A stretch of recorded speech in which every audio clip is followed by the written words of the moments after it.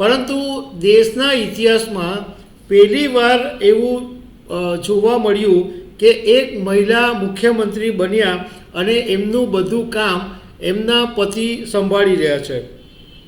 સાથે સાથે આતિશીએ સવાલ પણ ઉઠાવ્યો કે શું રેખા ગુપ્તાને સરકારી કામ સંભાળતા નથી આવડતું। નમસ્કાર। દિલ્હીના રાજકારણમાં જબરજસ્ત ગરમાટો આવી ગયો છે। દિલ્હીના પૂર્વ મુખ્યમંત્રી આતિશીએ એક એવું ટ્વીટ કર્યું જેને કારણે રાજકારણ ગરમાઈ ગયું છે।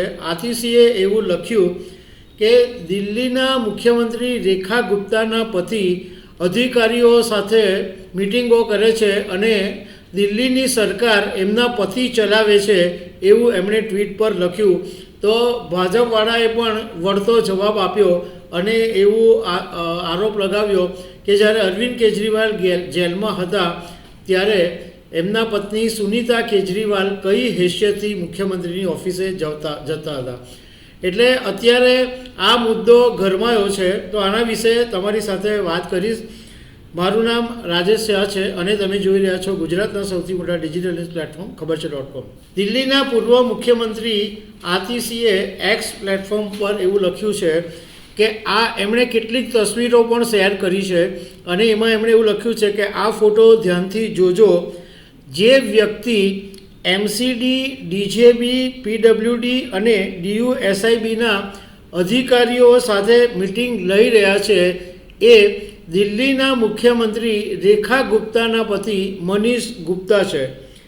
એમણે સાથે નીચે એવું લખ્યું કે આપણે પહેલાં એવું સાંભળતા હતા કે ગામની અંદર મહિલા સરપંચ ચૂંટાતા હતા તો એ વખતે એ મહિલા સરપંચનું બધું કામ એમના પતિ સંભાળતા હતા, કારણ કે ગામની મહિલાઓને સરકારી કામ સંભાળતા નહીં આવડે એવું માનવામાં આવતું હતું અને એ પ્રથાનો વિરોધ થયો હતો અને એ પછી મહિલા સરપંચોને ટ્રેનિંગ આપવામાં આવી કે જેથી તેઓ જાતે મહિલા સરપંચનું કામ કરી શકે।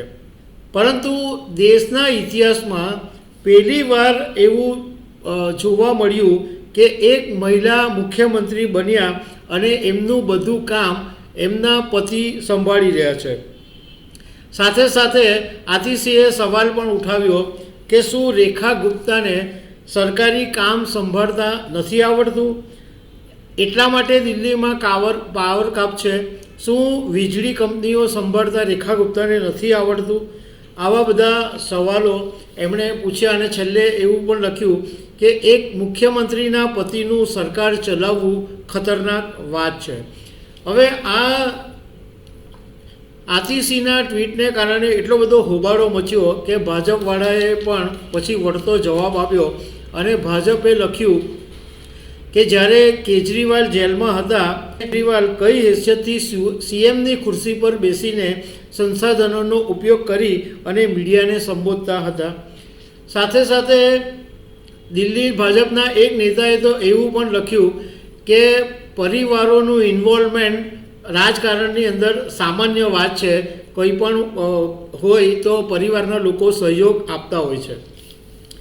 હવે આની અંદર મુખ્ય મુદ્દો એ છે કે ચલો એમ માની લઈએ કે સુનીતા કેજરીવાલ અરવિંદ કેજરીવાલ જ્યારે જેલમાં હતા ત્યારે સુનીતા કેજરીવાલે જે કર્યું એ કદાચ ખોટું હોઈ શકે, પરંતુ શું સુનીતા કેજરીવાલે ખોટું કર્યું એટલે ભાજપે પણ ખોટું કરવું એવું જરૂરી છે?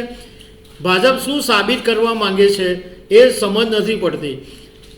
જો રેખા ગુપ્તાના પતિ આવી રીતના સરકારી અધિકારીઓની સાથે બેઠક કરતા હોય, નિર્ણયો લેતા હોય અને જો એમનું ઇન્વોલ્વમેન્ટ હોય તો એ વાત ખોટી છે।